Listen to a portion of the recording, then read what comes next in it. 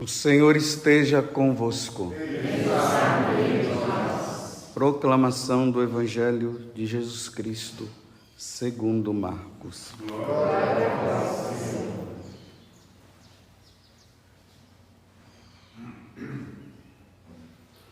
Naquele tempo, Jesus subiu ao monte e chamou os que ele quis, e foram até ele. Então, Jesus designou 12 para que ficassem com ele e para enviá-los a pregar, com autoridade para expulsar os demônios. Designou, pois, os 12. Simão, a quem deu o nome de Pedro, Tiago e João, filho de Zebedeu, aos quais deu o nome de Boanerges, que quer dizer filhos do trovão.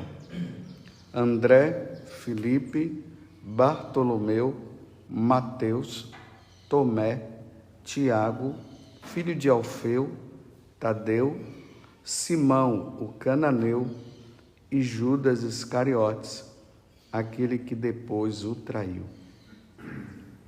Palavra da salvação. Glória a vós, Senhor.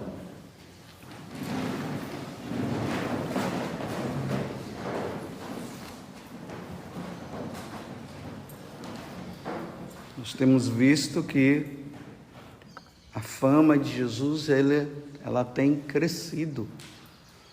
Mas na medida que a fama de Jesus cresce, a perseguição também cresce. Ela também aumenta. Porque a vida de Jesus ela é tão correta, ele é tão correto, que aqueles que levam uma vida errada, os doutores da lei, os fariseus, ontem nós vimos os herodianos, anteontem, né? Quando eles se deparam com a verdade de Jesus, eles não querem seguir Jesus, e aí começa a perseguição. E Jesus, ele continua sempre firme na verdade. Mas ao mesmo tempo, Jesus sabe que, uma vez que o tempo dele está se acabando, ele precisa também deixar aqueles que seriam os que iriam substituí-lo. Que na verdade não é tanto uma substituição, né? Jesus, na verdade, ele ia continuar agindo na pessoa dele por meio dos apóstolos.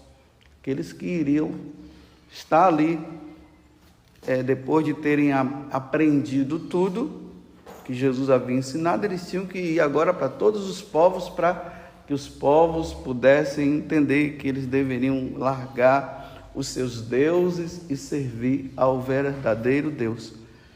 Então hoje no Evangelho de São Marcos, que mostra que Jesus subiu ao monte, e lá ele reza, e ele desce, e ele chamou os que ele quis, porque existiam 72 discípulos, e dos 72 discípulos Jesus ia formar os 12 apóstolos. Então ele chama o que ele quis. E aqui está elencado o nome dos 12 apóstolos. Mas todas as vezes que eu leio essa passagem, que sempre me intriga é a fama que Judas levou, aquele que depois o traiu. Jesus escolhe quem ele quer. Dentre os que ele quis está Judas, aquele que o traiu. Os santos padres diziam que Jesus, não levando em conta até o que Judas poderia ser, ele escolheu Judas a partir do que Judas era no momento. Um homem virtuoso, um homem que queria as coisas certas. Mas no decorrer do tempo, infelizmente, Judas acabou cedendo. Então os santos padres dizem que é como se Jesus desse uma chance para ele também, mas ele não quis. Começou bem, mas foi dando brecha. já foi pensando em si. Imagine a fama dele entre os apóstolos. Era que ele era um ladrão. Ele entrou como um ladrão? Não, ele se tornou um ladrão. Cuidando do dinheiro ali, começou a pegar para ele. Essa é a fama de Judas. Depois trai e depois acaba se suicidando porque não aceitou o perdão de Deus. Provavelmente, se ele chegasse e se arrependesse, tudo ia correr certo com ele, mas infelizmente ele acabou se suicidando. E Jesus ainda fala, né? Era melhor que não tivesse nascido. Jesus fala isso. E Jesus deu as chances lá na última ceia, mostrando que sabia tudo que ele estava tramando. Jesus ainda diz assim: faça o que você tem que fazer, para ver se ele tomava consciência que Jesus sabia ali, ele pudesse olhar para Jesus e dizer: mestre, me perdoa. Não, ele fez, traiu. E aqui hoje é um dia que nós, como eu sempre digo, nós precisamos rezar muito pela igreja e precisamos rezar muito pelos sacerdotes, pelas autoridades da igreja. Porque assim como teve o grupo dos fiéis entre os apóstolos, teve um infiel. Esse processo de fidelidade e infidelidade no meio dos sacerdotes, de bispos e tudo mais, isso continua. Isso não vai terminar. Se encontrar uma igreja com todos os sacerdotes sendo fiéis e todos os bispos sendo fiéis, meus irmãos, infelizmente, temos que admitir que isso é impossível, mas não deveria ser impossível, deveria ser possível. A quem muito deu, muito será exigido. No dia que eu fui ordenado sacerdote, na hora que o bispo colocou aquela patena e o cálice na minha mão e disse assim: lembra-te do que irás fazer. Ali eu vi a responsabilidade do que é ser padre. Lembra-te. Ou seja, olha, o que você vai fazer não é brincadeira, não.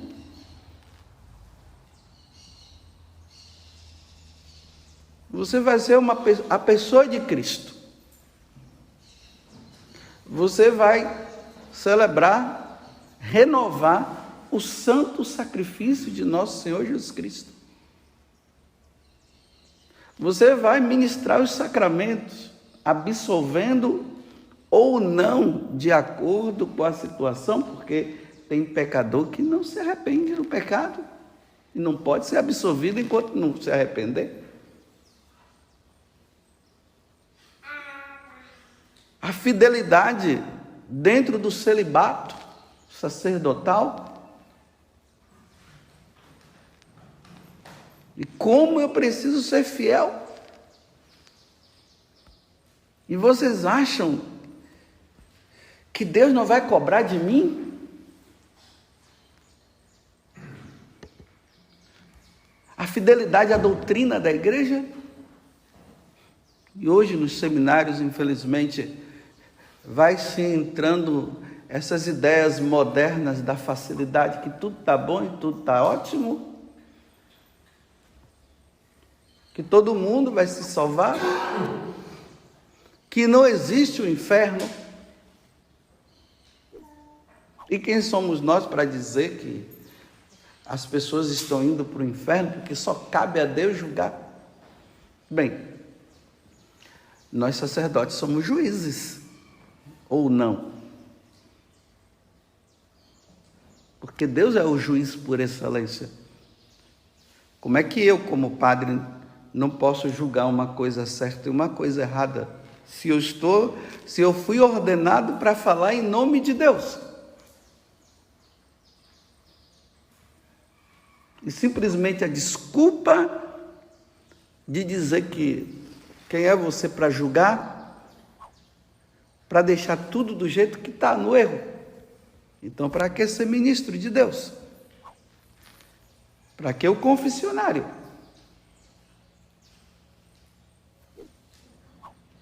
Está tudo bom e está tudo certo? O que eu sei é que Deus vai cobrar muito de mim. Vai. Você está ferrado, Padre José Augusto. Eu estou ferrado. Se os outros não estão, problema dele, mas que eu estou. Deus vai cobrar muito de mim. Ele vai cobrar a minha fidelidade.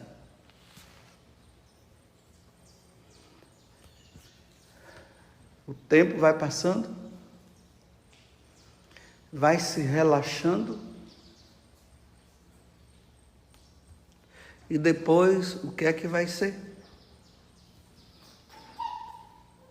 Imagina, né? Que coisa.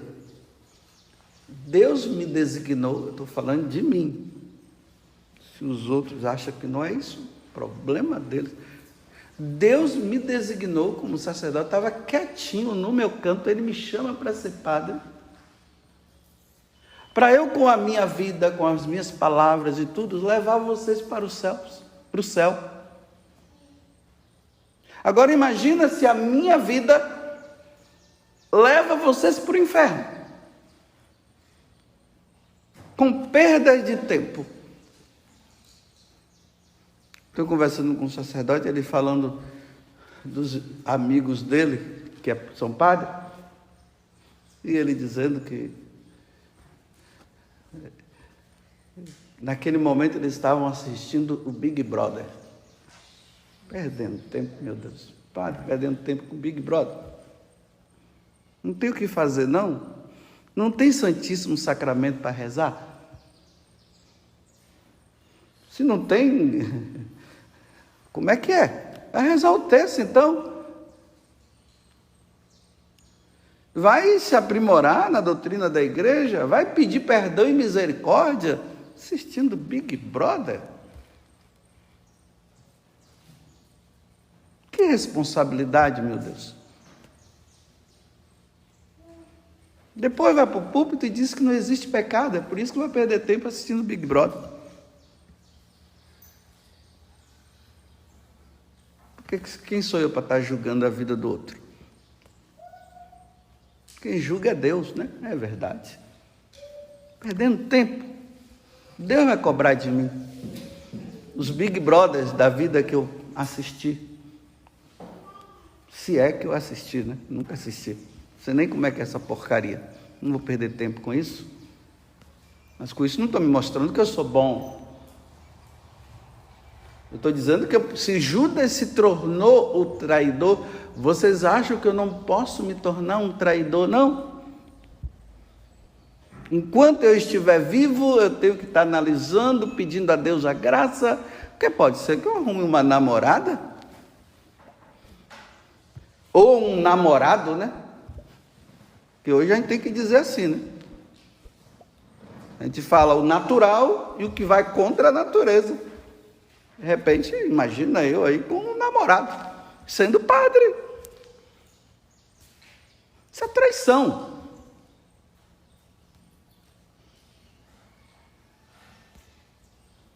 Isso é traição. Em vez de ensinar a sã doutrina, fica ensinando coisas que não tem nada a ver com o que aprendeu. Foi isso que aprendeste no seminário? Ir para o púlpito para falar contra a doutrina da igreja?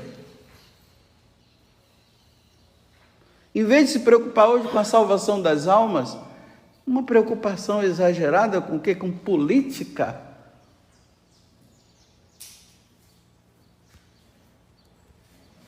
Preocupado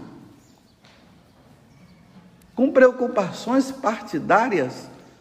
Claro, nós sacerdotes precisamos orientar o povo naquilo que é realmente a política, o que deve ser, o que é política, observar quem são as pessoas que estão aí, para dizer, olha, veja se as propostas estão de acordo com a doutrina, com os ensinamentos. Mas chegar e ficar com briguinhas por causa do meu partido, por causa do outro partido, como se briga com futebol. E o cara que tem o time dele não está preocupado se o time dele está assim ou está assado, ele vai sempre defender o time dele. Aí preocupado, essa preocupação exagerada com mata que está sendo queimada, com ecologia e tudo mais. Se os homens levarem uma vida com Deus, ele não vai precisar fazer determinadas coisas que acontecem por aí, não. Hoje um animal está valendo mais do que um homem, do que um ser humano.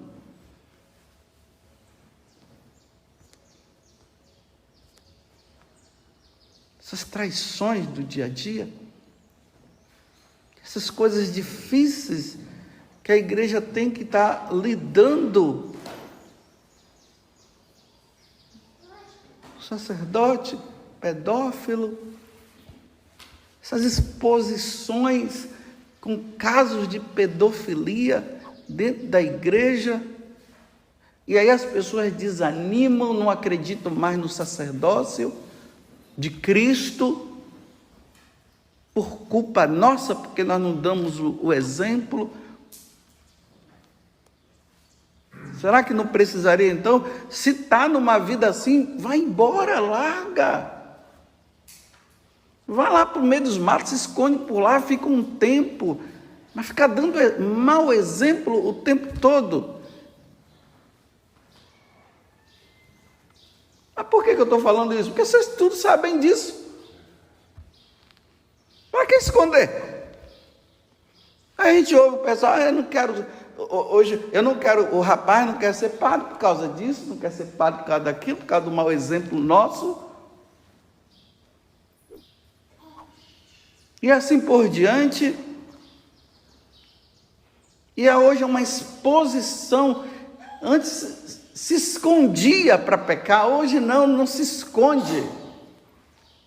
Se mostra, está aí, está declarado, está aí na frente.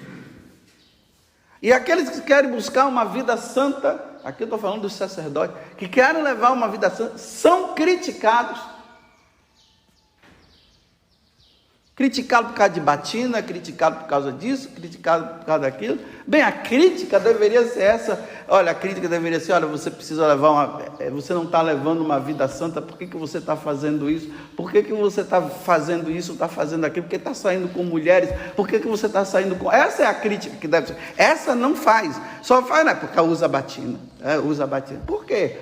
A batina é um problema, a batina? O problema da igreja é a batina, meus irmãos? Ou o problema da igreja é o mau exemplo nosso? O problema é esse. O problema de nós, clero, eu estou falando, porque eu sou padre. O nosso problema não é usar batina nem usar batina. O problema é o nosso mau exemplo. Que em vez de nós levarmos as pessoas para o céu, nós estamos tirando elas do céu.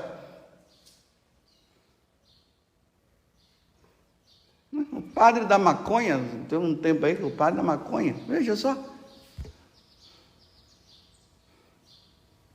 Tem cabimento uma coisa dessa? Isso é traição. Uma seriedade muito grande. Deus vai cobrar de mim. Aí depois que morre aqueles elogios, não sei o quê, porque eu fiz isso, fez nada. Cadê a santidade nossa? A santidade impregnada no nosso coração. Primeiro porque vem de Cristo, mas colocando pelos homens. Uma santidade baseada em Santo Tomás de Aquino, num Padre Pio. Uma santidade baseada em São João Crisóstomo, São João Maria Vianney. Homens de Deus, homens santos.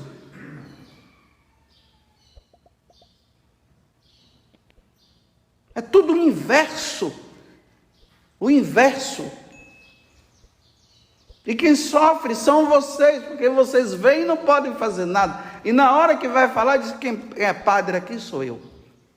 Quem é você para falar alguma coisa? Então, do joelho no chão, dobra, reza, para nós não sermos traidores. Nós temos que ser fiéis, como Mateus foi. E olha que Mateus era um ladrão antes, e foi fiel. Como Pedro, e essa lista toda que está aqui, não sermos traidores, como Judas foi traidor. Deus vai cobrar de você, Padre José Augusto. Porque eu posso estar mostrando aqui para vocês uma cara de santidade, eu não sou nada disso por trás. E Deus vai cobrar de mim. Não é questão de processos aqui não, de sabe lá o quê, o sacerdócio que é retirado. Então, não é isso não, é diante de Deus, a questão é diante de Deus. Imagina eu me tornar sacerdote e depois ir para o inferno, por uma vida, por uma conduta errada, por ensinar de forma errada, por viver de forma errada, ser condenado ao inferno, porque o inferno está cheio de padres também, o céu também tem, mas o inferno também tem. Tu serás cobrado, Padre Augusto. Eu estava quietinho no meu canto. Jesus não deveria me chamar para ser padre. Eu deveria ser um leigo normal como qualquer um. Agora, os meus pecados são sempre triplicados em relação ao pecado de um leigo. Porque Deus vai cobrar muito mais de mim, porque Ele me deu muito. O pecado de um leigo em relação ao meu, o meu é dobrado. Por isso que nas visões aí de muitos santos diz que os padres, quando vão para o inferno, eles ficam no centro do inferno, para sofrer muito mais por não ter dado o exemplo devido. Aí fica respeito humano com o meu colega padre, respeito humano com sabe lá com quem, e fica ali numa boa, a pessoa está sabendo que ele está errado, mas está ali mostrando para os homens, né, numa boa, e a consciência diante de Deus, meu Jesus Cristo. Essa consciência, perdeu-se a consciência da verdade, da moral cristã, perdeu-se a consciência.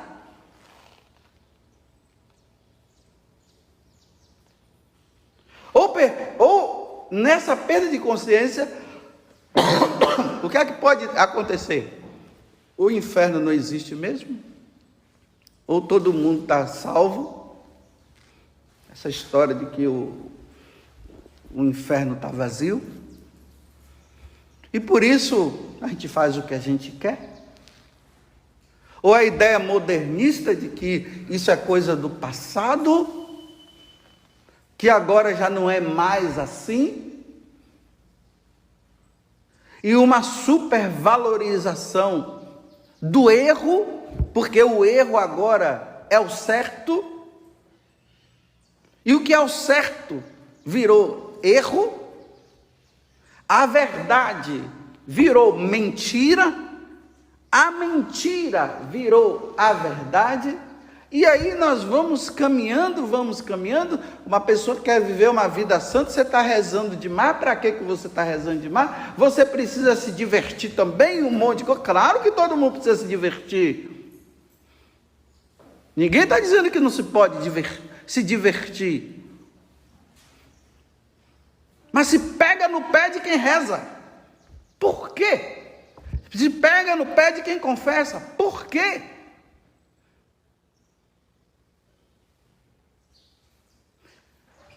Muito bem, Padre José Augusto. Deus vai cobrar de você. Vai cobrar o seu sacerdócio. Vai cobrar se você não está ensinando o correto. Vai cobrar se você está levando uma vida dúbia. Vai cobrar se você está fazendo coisas erradas e não se converte, não muda de vida. Deus vai cobrar de você, Padre José Augusto. do desvio, de pessoas que abandonaram a igreja por sua culpa, porque você disse que não é bem assim.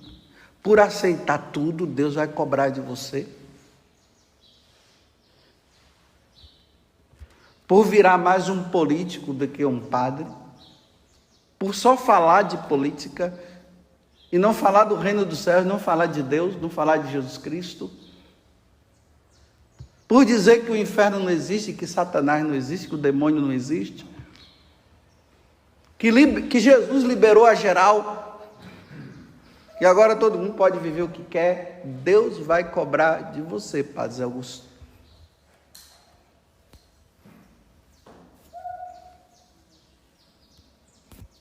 Por celebrar a missa má, inventar um monte de coisa dentro da missa, por não celebrar a missa como deve ser celebrada, Deus vai cobrar de você, Padre Zé Augusto.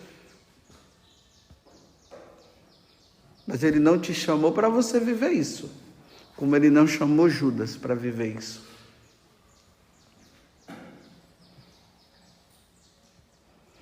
Louvado seja nosso Senhor Jesus Cristo. E a nossa Mãe, Maria Santíssima.